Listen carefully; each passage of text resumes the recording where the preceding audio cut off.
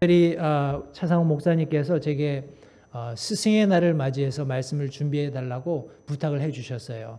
얼마나 이제 말씀 준비하는 사람으로서는 기쁘고 감사한 일인지 모릅니다. 우리 내로 다운 됐잖아요. 이렇게 딱 이제 여러 고민할 필요 없이 스승의 날에 관련된 말씀을 전하면 되기 때문에 아주 이렇게 강사 초빙할 때 해주시면 저는 참 좋겠다라는 생각을 합니다.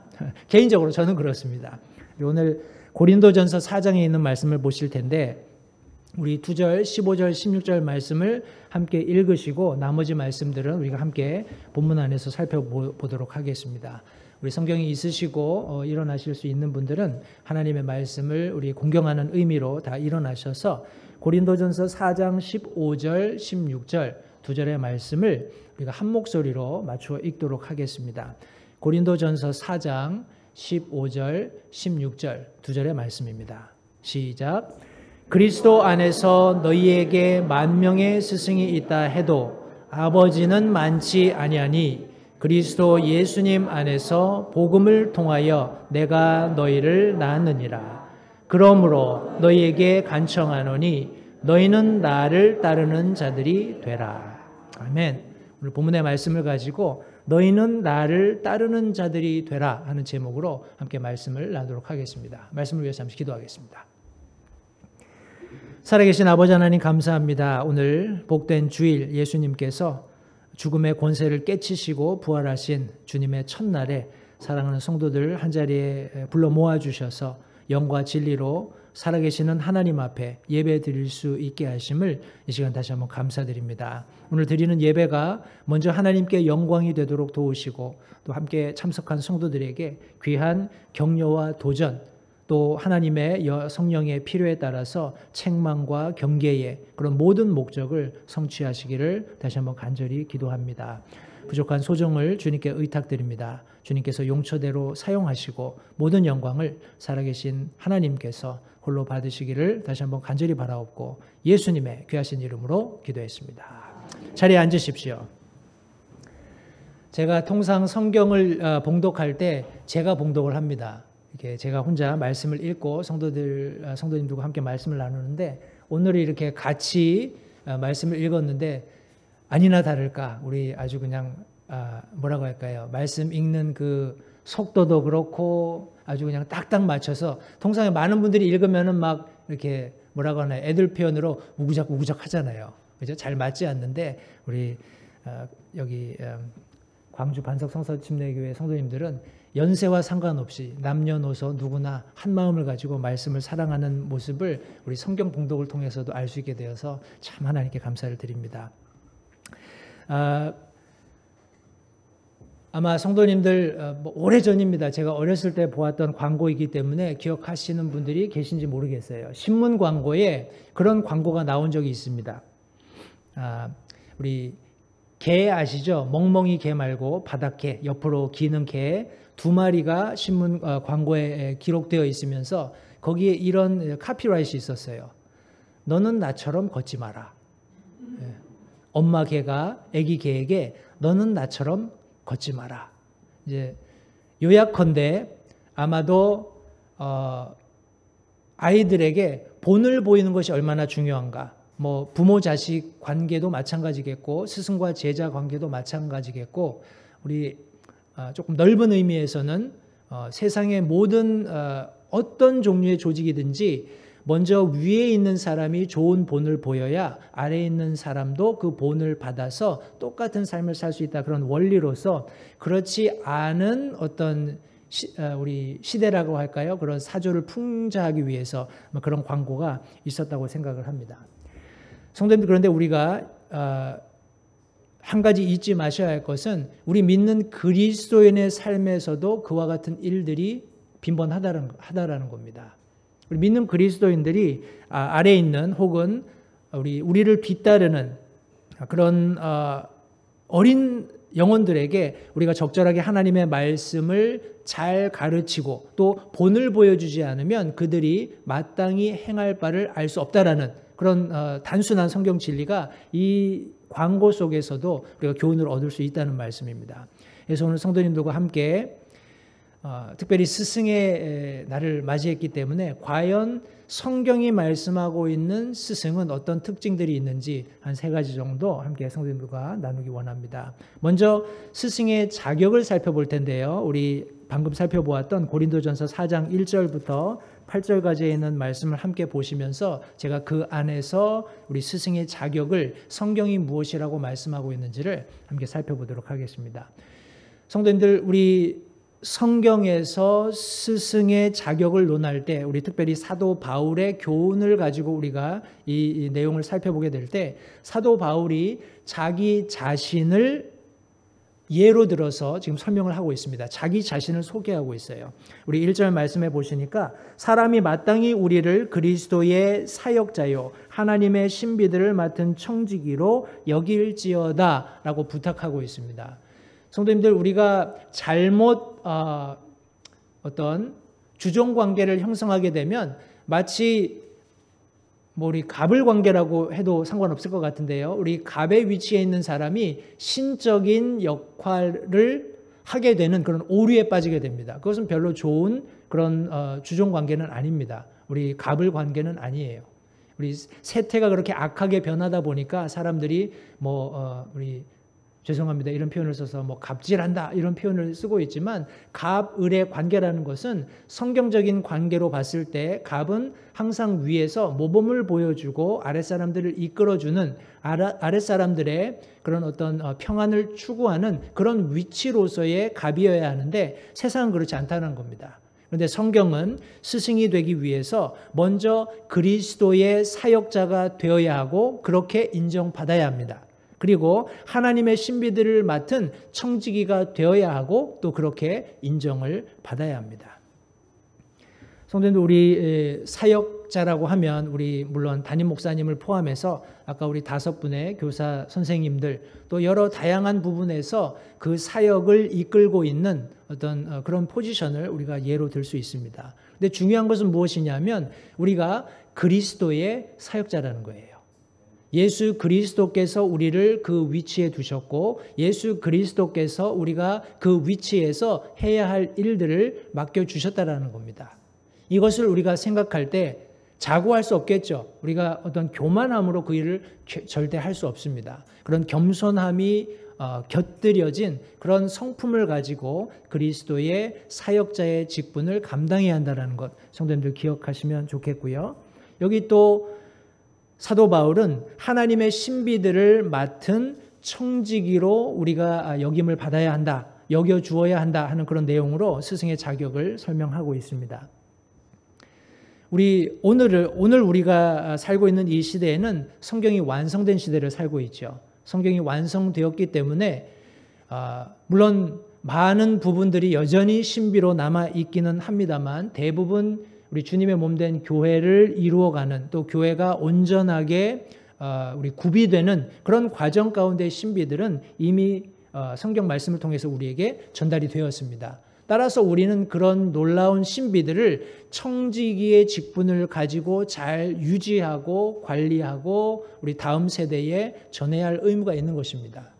성도님들, 많은 경우에 이단들이 실수하는 것이 무엇이냐 하면 하나님의 신비들을 마치 자기가 주인인 양 행세하기 때문에 그래요. 이것은 우리가 청지기로서 지키고 보존하고 전수해야 하는 것이지 주인이 되어서는 절대 하나님께서 이루고자 하시는 뜻을 성취할 수 없습니다.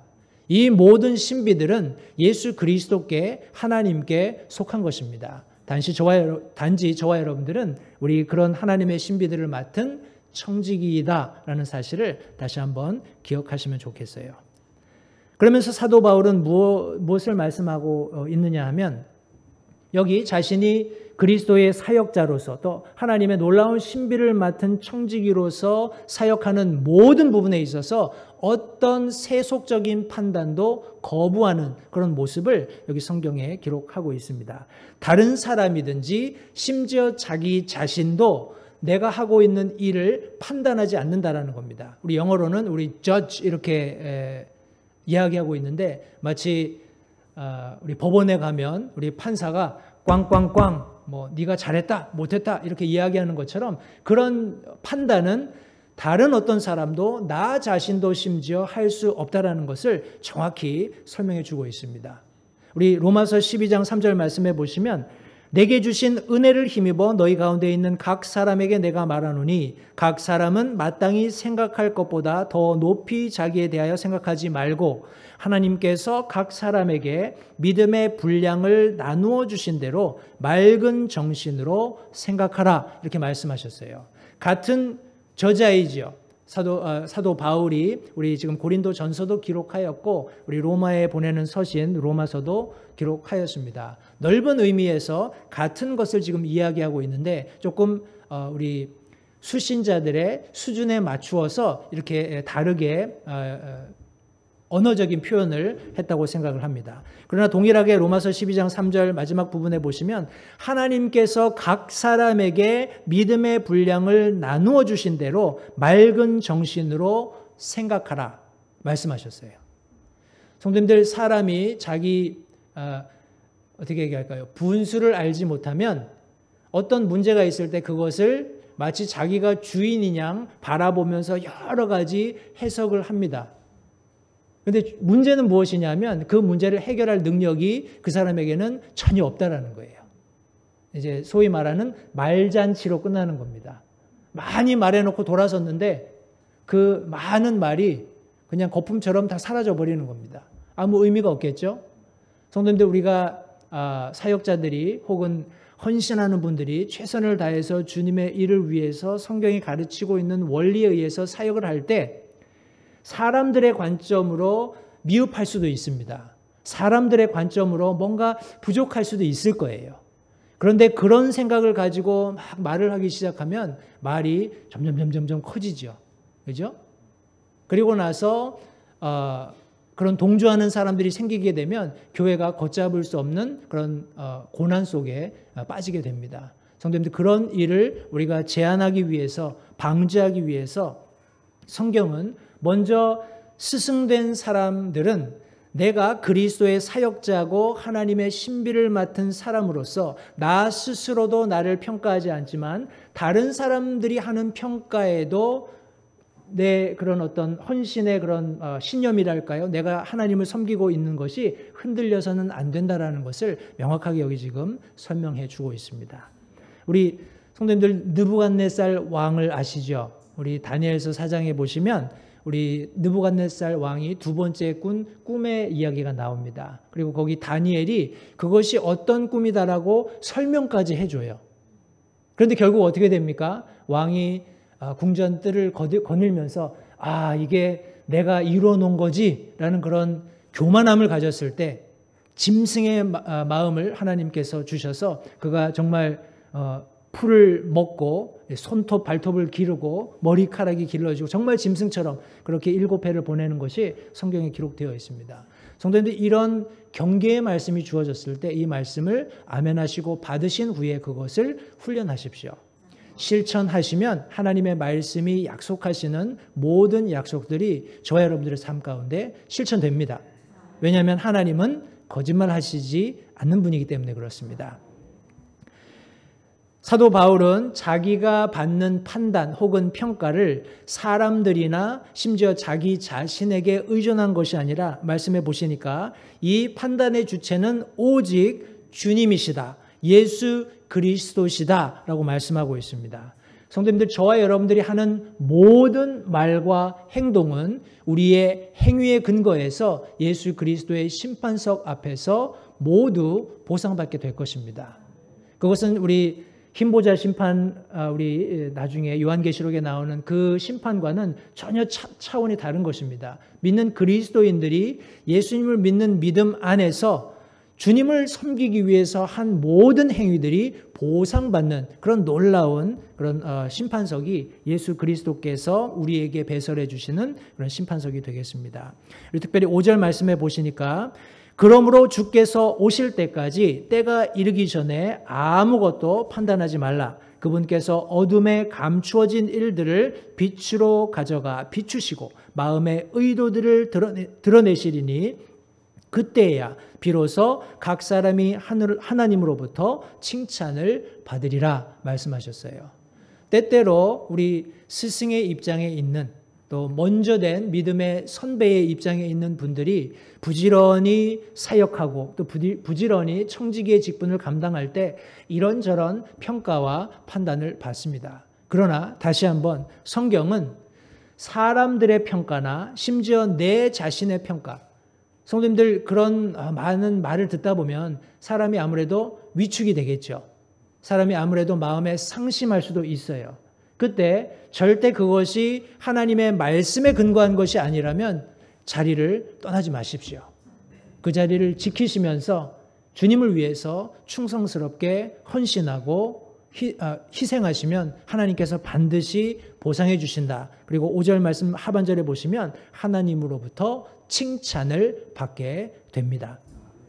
히브리서 4장 우리가 잘 아는 12절 13절 말씀에 보시면 하나님의 말씀은 살아있고 권능이 있으며 양날 달린 어떤 검보다도 예리하여 혼과 영과 및 관절과 골수를 찔러 둘로 나누기까지 하고 또 마음의 생각과 의도를 분별하는 분이시니 그분의 눈앞에서 드러나지 아니하는 창조물이 하나도 없고 모든 것이 우리와 상관하시는 그분의 눈에 벌거벗은 채 드러나 있느니라. 성도님들, 하나님의 말씀, 이 말씀은 우리가 잘 아는 것처럼 침례 교도들의 첫 번째 되는 중요한 교리의 원리입니다. 이것이 우리의 믿음과 실천의 근거가 되는 우리 하나님의 말씀이라는 것을 다시 한번 기억하시고 성경 말씀의 근거에서 내가 옳은 일, 바른 일을 하고 있다면 절대 거기에 어떤 사람들의 평가나 심지어 내 마음속에서 동요하고 있는 평가조차도 거부하시기 바랍니다. 신실하게 주님을 섬기실 때 주님께서 인정하시고 반드시 보상하시고 칭찬하신다는 사실을 기억하시기 바랍니다. 여기 우리 사도 바울은 자신과 아볼로라는 인물을 예로 들어서 설명했습니다. 우리 3장 1절부터 7절 말씀에 그 내용이 기록되어 있는데 결과적으로 사도 바울이 그렇게 우리 고린도 교회 성도들에게 이야기할 수밖에 없었던 것은 우리 고린도 교회 성도들이 서로를 향해서 우쭐대고 있었기 때문에 그래요. 야, 나는 바울 편이야. 나는 아볼로 편이야. 나는 이렇게 여러 뭐라고 할까요? 분파를 이루면서 서로 자고하는, 서로 교만한 그런 마음을 가지고 성도들에게 그런 어떤 갈등을 초래하는 그런 일들이 있었기 때문에 부득불 우리 사도 바울이 아볼로를 견주어서 서로 우쭐대지 못하도록 고린도 교회 성도들을 경계했습니다. 여기 사도 바울이 요약한 그 내용에 보면 그런즉 3장 5절 6절 2절 말씀에 그런즉 바울은 누구며 아볼로는 누구냐 그들은 단지 주께서 각 사람에게 주신 대로 너희를 믿게 한 사역자들이 아니냐. 6절 말씀 나는 심었고 아볼로는 물을 주었으되 오직 하나님께서 자라나게 하셨느니라. 성도님들, 이 주님의 몸된 교회 안에서 이루어지는 모든 사역, 특별히 스승이 되고 제자가 되고 가르치는 모든 사역은 하나님께서 하시는 거예요. 사람이 하는 것이 아닙니다. 우리 교사분들이 물론 부지런히 하나님의 말씀을 공부하고 연구하고 해서 또 우리 성도님들께 그 말씀을 가르치고 하는 그런 어떤 시스템은 있을지 모르지만 그 모든 소스, 자원들은 하나님의 말씀으로부터 말미암고 하나님의 영께서 그곳에 함께 계시면서 말씀을 공유할 때 우리가 함께 말씀 안에서 자랄 수 있게 도와주신다라는 것을 성도님들 절대 잊지 마시기 바라요.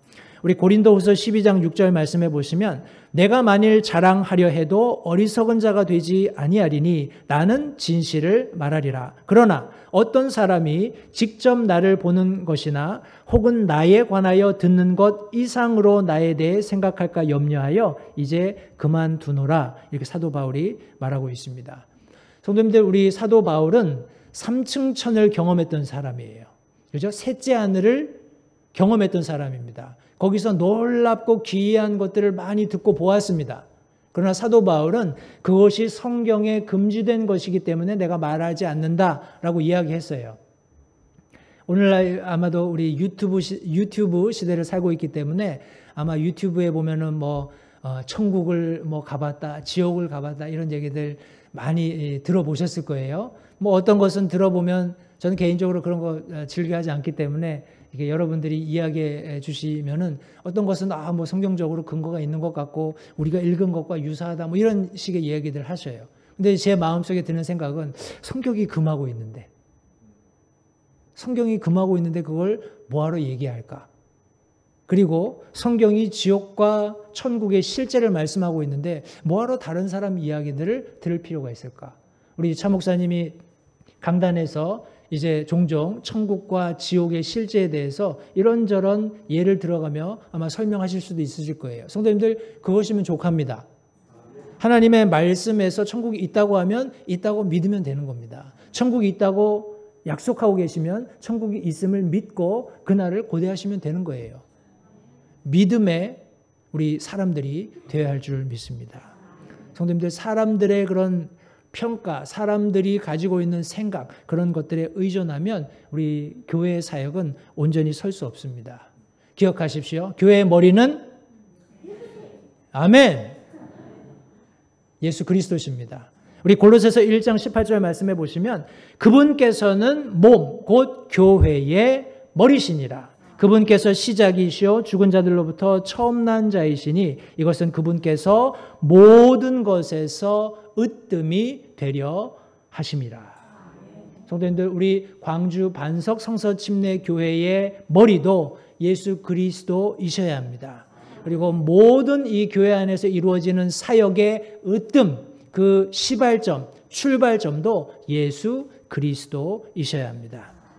교회 안에서 참된 스승은 예수 그리스도의 사역자요 청지기로서 그분의 머리 되심을 인정해야 한다는 것 기억하시기 바라고요.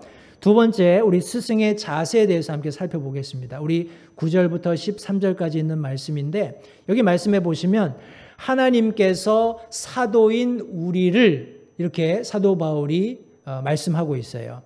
여기 사도라는 단어, 우리 아포스톨로스라는 단어는 여러 영어 단어로 혹은 한글로 번역될 수 있는데 가장 대표적인 것이 보내심을 받은 자 이렇게 우리가 정의할 수 있습니다. 사도라는 것은 보내심을 받은 자예요. 이 단어는 이 말은 적어도 두 가지를 정확하게 저희들에게 가르쳐주고 있는데 하나는 보내신 분이 있다라는 거예요. 그죠? 그리고 하나는 보내어진 곳이 있다라는 겁니다. 이 두 가지를 정확하게 가지고 있는 사람이 사도예요. 성도님들 오늘날 스승도 마찬가지입니다. 스승도 내가 가르침을 받은 사람이 있어야 돼요. 그리고 내가 그 가르침을 받은 대로 그것을 가르칠 사람이 있어야 합니다. 이런 분명한 스승의 위치 혹은 사도 바울로서는 여기 지금 사도의 위치를 설명했을 때 성도님들 이것을 정확하게 이해하지 못하면 내가 겪는 어려움들을 극복하기가 사실 굉장히 어렵습니다. 다시 말해서 내 정체성이죠. 내가 누구이며 내가 왜 여기 있고 내가 왜 이 일을 하고 있는가를 정확하게 이해하지 못하면 막 사람들이 말을 하게 되거나 내 마음에 뭔가 동요가 일어나면 쉽게 그 일을 그만둘 수 있다는 거예요. 그러나 성도님들 다시 한번 여기 지금 사도 바울이 들려주고 있는 스승의 자세를 통해서 심지가 견고한 하나님께서 붙드시는 그리스도인들로서 주님의 몸된 교회 안에서 사역하실 수 있게 되기를 바랍니다. 근데 여기 지금 사도 바울이 하나님께서 사도인 우리를 어떻게 다루시는가를 들어보시면 성도님들 생각이 달라지실 수도 있어요. 근데 생각을 달리하시면 안 됩니다. 여기 말씀해 보시니까 하나님께서 사도인 우리를 죽이기로 작정하신 자같이 취급하신다라고 성경이 말씀하고 있어요. 조금 등골이 오싹하지 않으세요? 아니, 하나님께서 왜 나를 죽이기로 작정하신 자같이 다루실까? 성도님들 그런데 이 말을 오해하시면 안 돼요. 하나님께서 죽이기로 작정하셨다라고 얘기하고 있지 않죠? 죽이기로 작정하신 자같이. 우리 시편 44편 22절 말씀에 보시면 참으로 우리가 종일토록 주를 위해 죽임을 당하며 도살당할 양같이 여겨졌나이다. 이렇게 말씀하고 있어요. 시편 기자 구약과 신약을 망라해서 하나님을 온전하게 따르는 자들, 하나님을 영화롭게 하기 위해서 자신의 삶을 헌신하고 드린 모든 사람들이 겪는 동일한 어떤 감정이에요. 그런 순간이 반드시 있다라는 겁니다. 왜 하나님께서 나를 이런 지경에 이르게 하셨는가? 왜 하나님이 나를 이런 고난 가운데 몰아넣으시는가? 정말 하나님이 나를 죽이기로 작정하신 거 아니야? 이런 생각이 들 정도로 성도님들 사역 가운데 어려움이 있을 수 있다라는 겁니다. 그런데 그런 고난과 핍박 가운데 있는 성도들을 향해서 예수님께서 이렇게 말씀하십니다. 요한복음 16장 33절 말씀에 너희에게 이 일들을 말한 것은 너희가 내 안에서 평안을 누리게 하려 함이니라. 세상에서는 너희가 환난을 당할 터이나 기운을 내라. 내가 세상을 이기었노라 하시니라. 성도님들, 우리가 고난당하는 것, 세상에서 우리가 핍박당하는 것은 신기한 일이 아닙니다. 너무나 성경 말씀에 의하면 당연한 일이에요. 조금 더 설명을 드리면 베드로전서 1장 6절부터 7절 말씀해 보시면 비록 지금은 필요가 있어 너희가 여러 가지 시험으로 인해 잠시 근심하고 있지만 그 구원을 크게 기뻐하나니 이것은 너희 믿음의 단련이 불로 단련해도 없어지는 금을 단련하는 것보다 훨씬 더 귀하여 예수 그리스도께서 나타나실 때 칭찬과 존귀와 영광으로 드러나게 하려 함이니라. 성도님들, 고난이 없으면 영광도 없습니다. 성도님들, 시련이 없으면 정결하게 되는 일도 그리스도인의 삶에 일어나지 않아요. 성도님들, 왜 금 재련하는 분들이 그 귀한 금을 불에다 집어넣겠습니까? 그죠? 1g만 줄어도 돈이 얼마가 날아가는데, 그죠? 그걸 불 속에다 그렇게 집어넣겠어요. 왜냐하면 사람들이 찾는 것은 순수한 금이지 거기에 각종 더러운 오염 물질이 섞여 있는 그런 금이 아니기 때문에 그래요.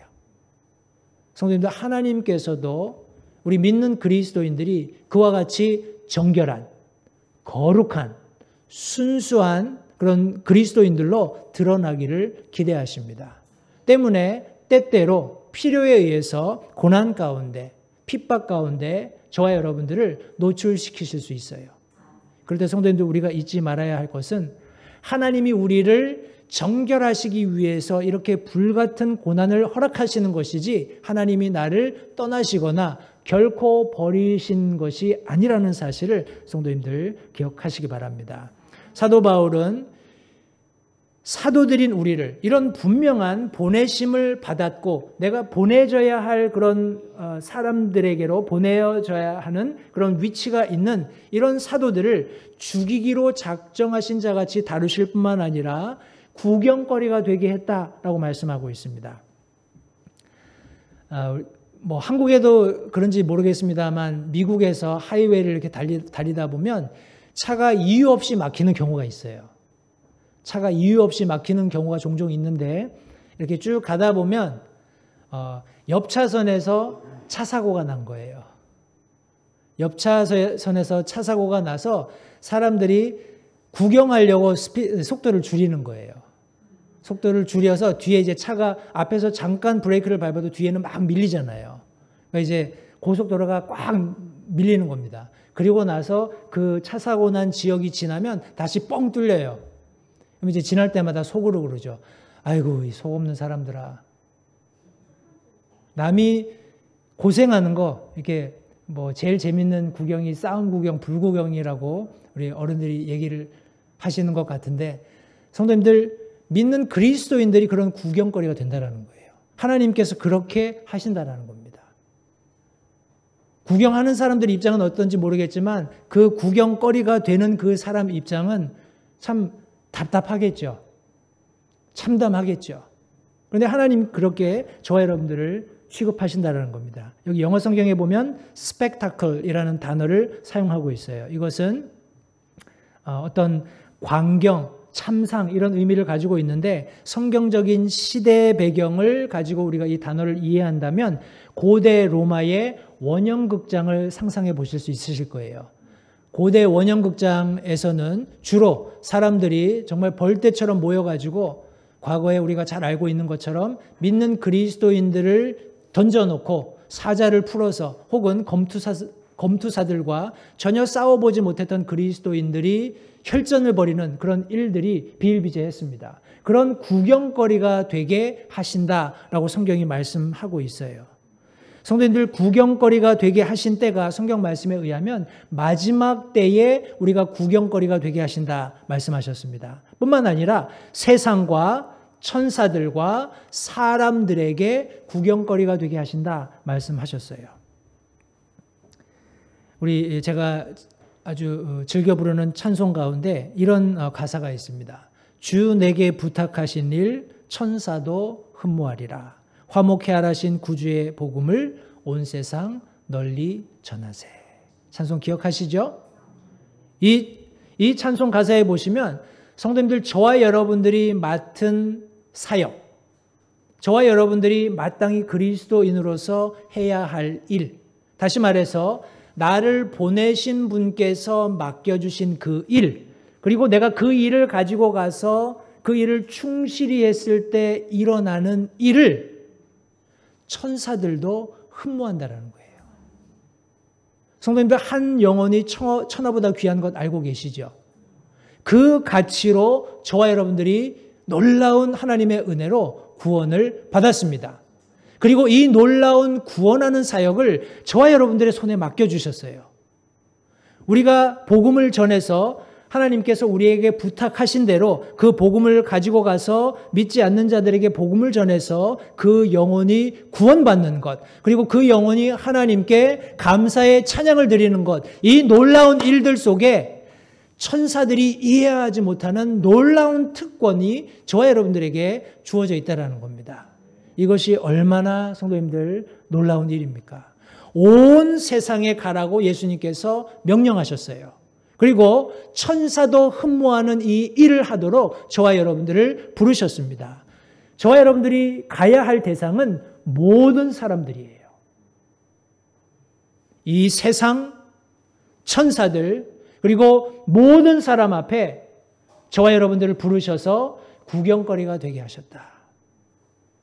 성도님들, 저와 여러분들의 삶이 얼마나 중요한지를 여기 다시 한번 사도 바울이 우리 스승의 자세를 설명하면서 여기 기록해 놓았습니다. 성도님들, 예수 그리스도 때문에 사도 바울은 사도라고 표현했지만 믿는 그리스도인들은 어리석고 약하고 업신여김을 받습니다. 우리가 복음 전할 때 이 세상의 관점에서 손가락질 받아요. 아이고, 이 어리석은 사람들아. 그런 소리를 들을 때 우리가 특별히 재력이 있는 것도 아니고 권세가 있는 것도 아니고 약해질 수밖에 없습니다. 그리고 업신여김을 받을 수밖에 없어요. 그러나 우리가 그렇게 참고 견디는 하나님의 사역을 이루고자 하는 열심을 가지고 하나님의 복음을 전할 때 예수 그리스도 안에서 구원받는 사람들에게는 그들에게 지혜가 주어지는 겁니다. 힘이 생기는 거예요. 그리고 하나님의 눈앞에 존귀함을 얻게 되는 것입니다.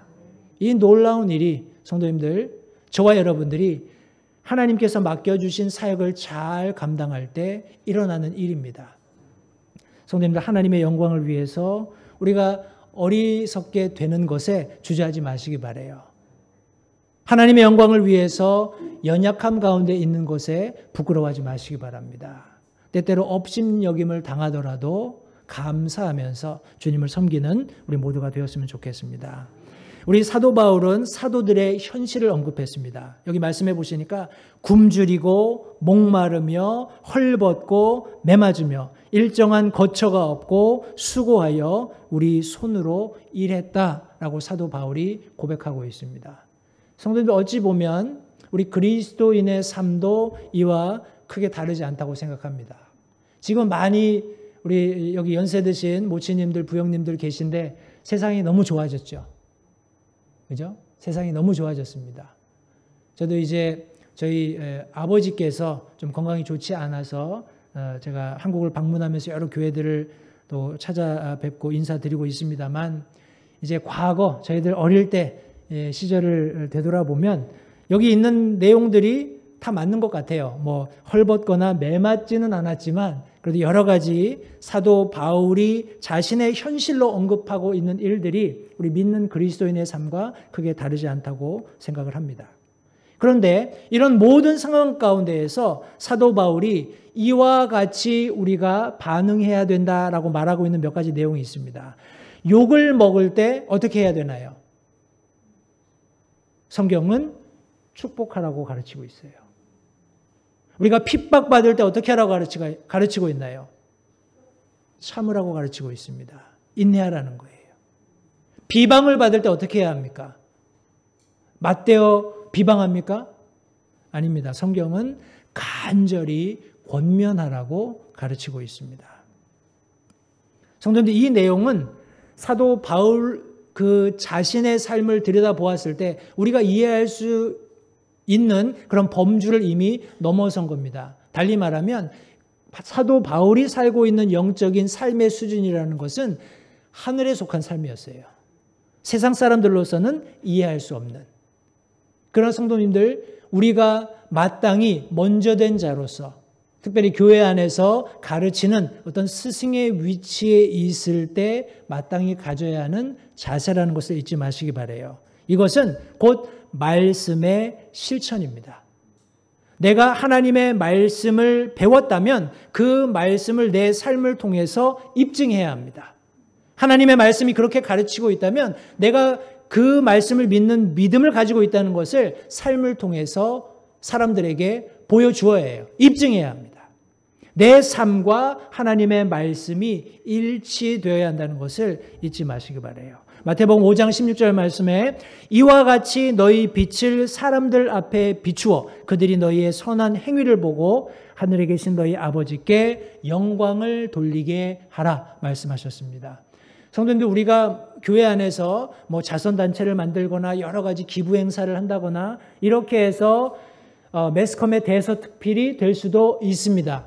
그러나 그것은 성경적으로 그리스도인의 삶이 하나님의 말씀과 일치함을 드러내는 방법이 아니에요. 우리 그리스도인이 마땅히 해야 하는 하나님의 말씀과 일치된 삶을 증거할 수 있는 방법은 여기 말씀과 같이 빛을 사람들 앞에 비추는 유일한 방법은 우리의 선한 행위, 우리의 삶이 하나님의 말씀과 일치하기 때문에 욕을 먹어도 축복할 수 있고 핍박을 받아도 인내할 수 있고 또 비방을 받아도 비방하는 사람들을 위해서 간절히 권면할 수 있게 되는 것입니다. 그런 과정을 통해서 성도님들 그것을 증명하실 수 있게 되기 바라요. 극단적으로 사도 바울은 이런 그리스도인의 특별히 가르치는 스승의 어떤 자세를 이렇게 요약했습니다. 세상의 오물과 모든 것의 찌꺼기로 여겨졌다. 이렇게 표현했습니다. 이 표현이 어떤지 모르겠습니다. 세상의 오물, 모든 것의 찌꺼기. 세상이 그렇게 여겼다라는 거예요. 믿는 그리스도인들을, 특별히 하나님의 말씀대로 살려고 하는 먼저 된 혹은 스승의 역할을 감당해야 하는 그리스도인들을 향해서 그렇게 평가했다라는 겁니다. 그러나 성도님들, 그런 모든 세속적인 세상의 안목들에 대해서 큰 관심을 갖지 마십시오. 저와 여러분들은 본질적으로 하나님께 존귀한 자들입니다. 이 세상은 늘 그리스도인들을 폄하하게 되어 있어요. 그도 그럴 것이 예수님을 심지어 십자가에 못 박아 죽인 그 장본인이 이 세상의 통치자이기 때문에 그렇습니다. 우리 믿는 그리스도인들이 열정을 가지고 더 하나님께 충성하려고 하면 할수록 세상은 점점 더 우리를 얕잡아 볼 거예요. 그런 평가에 굴하지 마시고 교회 안에서의 참된 스승의 자세를 가지십시오. 세상에서 겪는 어떤 고난과 상관없이 내 삶을 통해 그리스도의 복음을 증거하실 수 있게 되기 바랍니다. 우리 마지막으로 사도 바울은 스승의 책무를 우리에게 가르치고 있습니다. 14절부터 마지막 절까지 있는 말씀인데 여기에 보시면 타이른다 하는 이런 말씀이 나왔습니다. 우리 타이른다는 말은 위험을 알리고 경고한다 혹은 주의를 주고 훈계한다 이런 의미를 가지고 있습니다. 성도님들, 스승은 우리가 두 가지로 나누어서 생각해 볼 수 있는데 세속적인 스승이 있고 성경적인 스승이 있습니다. 세속적인 우리 세상에서 말하는 스승은 지식이나 어떤 기술을 가르쳐 주는 거예요. 그런데 우리 성경적인 스승은 부모의 심정을 가지고 위험을 알리며 경고하고 주의를 주고 훈계하는 겁니다. 자식을 대하듯이. 그런 차이를 가지고 있어요. 제가 어저께인가요? 그저께 신문을 보니까 이제 여기 한국의 학교에서 성희롱하는 아이를 이렇게 고소하면 성희롱하는 아이를 이렇게 지적하면 이 아이가 선생님을 고소할 수 있게 뭐 이렇게 시스템이 돼 있는 것 같아요. 그러면서 선생님들의 어떤 교육 만족도가 형편없이 추락하고 있는 그런 교육 현실을 제가 신문을 통해서 보았습니다. 성도님들, 우리 애들은 자라면서 어떻게 해야 되나요? 매를 좀 많이 맞아야 되죠. 제가 매를 굉장히 많이 맞고 자랐습니다. 그래서 이나마 아이들에게 무조건 잘했다 괜찮다 하는 것은 바른 교육이 아닙니다. 아멘. 네. 저도 아들 셋이 있지만 아들 다 귀해요. 근데 아이들 잘못할 때는 가차없이 매를 들었습니다. 심지어 미국에서요. 우리 저희 목사님 아들이 어저께 저한테 물어보더라고요. 미국에서 애들 때리면 잡혀가죠? 그래서 제가 그렇다고. 때리면 잡혀간다고. 아이들이 고발하면. 성도님들, 성경적인 스승은 때때로 필요에 의해서 체근해야 합니다. 자신의 제자들을 체근해야 돼요. 무조건 옳다, 괜찮다 이렇게 하는 것은 바른 성경적인 스승의 그런 책무가 아닙니다. 우리 스승은 여기 말씀에 15절, 16절 말씀해 보시면 복음을 통해서 제자를 낳는 겁니다. 성도님, 다시요. 저와 여러분들은 교회에 주님의 몸된 교회의 성도들로서 복음을 전해야 합니다. 복음을 전해서 구령하게 되면 그 구원받은 사람이 내 제자가 되는 거예요. 그리고 그렇게 구원받은 사람에게 나 자신을 본으로 제시해야 합니다. 굉장히 힘들죠. 나 자신을 본으로 보여줘야 해요. 우리 목사님한테 가서 배우세요. 우리 전도사님한테 가서 배우세요. 우리 누구 집사님한테 가서 배우세요. 그게 아니라는 거예요. 물론 처음부터 그렇게 하시면 부담이 되고 어려우실 수 있기 때문에 우리 먼저 된 목사님이나 다른 사역자분들께서 도우시겠지만 성도님들, 내가 그런 열정을 가져야 합니다. 하나님 내게 영혼을 붙여주십시오. 내가 구령하고 싶습니다. 구령하신 후에 하나님 내게 지혜를 주셔서 내가 말씀으로 저들을 양육할 수 있게 도와주십시오. 그런 과정에서 성도님들 비로소 부모가 되는 거예요. 우리 어머님들 그런 말 자주 하시나요? 자주 하시잖아요. 저놈이 언제 사람이 될까? 그죠? 근데 나중에 결혼해서 아기 낳고 이렇게 살다 보면 어라? 이제 좀 철이 들었나 보네? 이런 생각이 드실 거예요. 그죠? 자식을 낳고 부모의 입장이 되어보면 비로소 어머니 아버지를 이해하는 겁니다.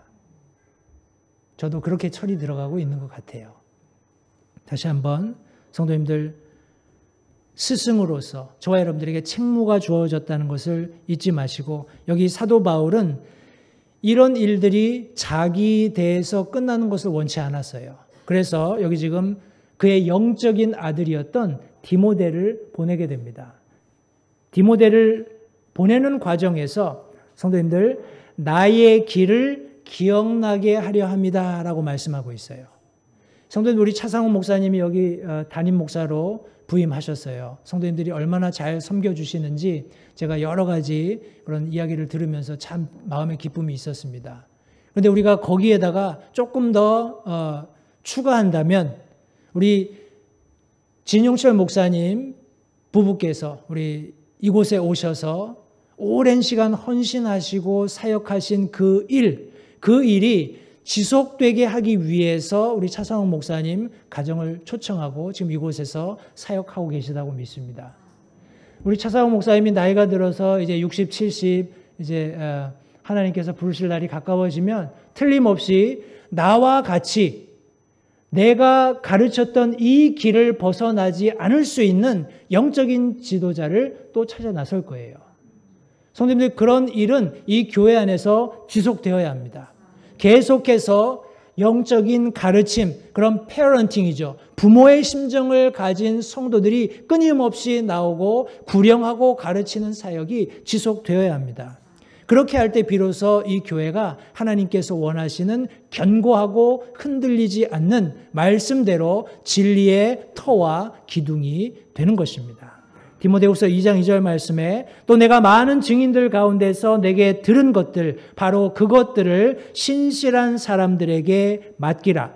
그들이 또한 다른 사람들을 가르칠 수 있으리라.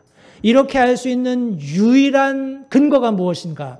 디모데후서 3장 16절 17절 말씀에 모든 성경 기록은 하나님의 영감으로 주신 것으로 교리와 책망과 바로잡음과 의로 교육하기에 유익하니 이것은 하나님의 사람이 완전하게 되어 모든 선한 일에 철저히 갖추어지게 하려 함이라. 17절에 이것은 하나님의 사람이 완전하게 된다 말씀하고 있어요.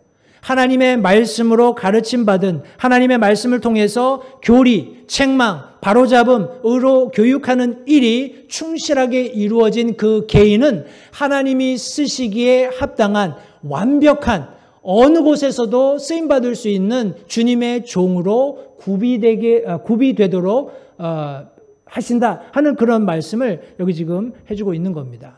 하나님의 사람이 완전하게 될 수 있습니다. 어떻게 해요? 하나님의 말씀으로. 앞서 말씀드린 대로 때때로 스승은 훈육해야 합니다. 여기 성경 말씀에 18절에 보시니까 우쭐대는 사람들이 있었어요. 여기 우쭐대다라는 성경 원어를 보면 이렇게 inflate, 바람을 불어서 부풀려져 있는 그런 모습을 나타내는 거예요. 성도님들, 우쭐대는 사람이 뭐가 가진 게 있어서 아니면 뭔가 대단한 거가 있어서 그렇게 하는 것이 아니라 그냥 막 부풀리는 거예요. 근데 하나님의 말씀이 탁 들어가면 어떻게 될까요? 아무것도 없는 실체가 드러나는 거예요.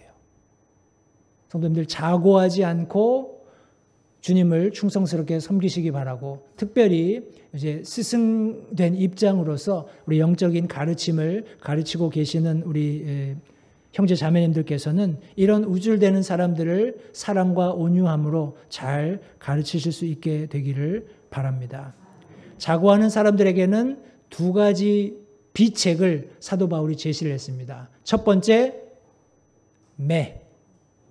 두 번째, 사랑과 온유의 영. 성도님들, 어느 걸 원하세요? 매 맞기 원하시는 분, 사랑과 온유함으로 다뤄주기를 바라시는 분. 예, 다죠? 제 손도 버터 올라갔습니다. 우리 교회 안에서 성도님들, 참된 스승의 책무를 잘 감당하실 때 하나님께서 우리가 마땅히 본을 보여주신 대로 뒤따르는 성숙한 그리스도인이 될 수 있다고 말씀하고 계십니다. 하나님의 말씀으로 나보다 믿음이 어린 사람들을 가르치고 곁길로 나가지 않도록 돕는 그런 귀한 스승의 책무가 우리 광주 반석 성서침례교회 성도님들, 특별히 섬기시는 사역위에 충만하시기를 바랍니다. 우리 앞서 읽었던 말씀, 제가 제목으로 삼았던 너희는 나를 따르는 자들이 되라 라고 사도 바울이 얘기했을 때 고린도전서 11장 1절은 이렇게 정의합니다. 내가 그리스도를 따르는 자가 된 것 같이 너희도 나를 따르는 자가 되라. 성도님, 절대 내가 사람들의 리더가 될 수 없습니다. 교회 안에 모든 리더들은 참된 리더가 있으세요. 그죠? 그분을 따르는 그런 열심이 있기 때문에 비로소 나보다 나중에 믿은 사람들에게 나를 따라오십시오. 성도님들, 우리가 교회 안에서 자, 우리 예수님과 같이 삽시다 이렇게 얘기하면 좀 부담이 되시잖아요. 거리감도 있고, 아이고 내가 어떻게 감히 예수님처럼 살아요. 근데 우리 교회 안에서 차목사님처럼 삽시다. 혹은 뭐 여기 어떤 집사님처럼 사십시다. 이렇게 얘기하면 그래 한번 해보지 이런 생각이 드시잖아요. 그죠? 그러나 저분들이 부지런히 예수 그리스도를 따르는 삶을 사는 것처럼 저와 여러분들도 동일한 원리를 가지고 다른 사람들을 이끌면서 내 삶의 모범이 되는 그 대상을, 또 그 대상이 뒤따르고 있는 궁극적으로 예수님을 따라가는 그런 삶을 우리 모두가 살게 되기를 바랍니다.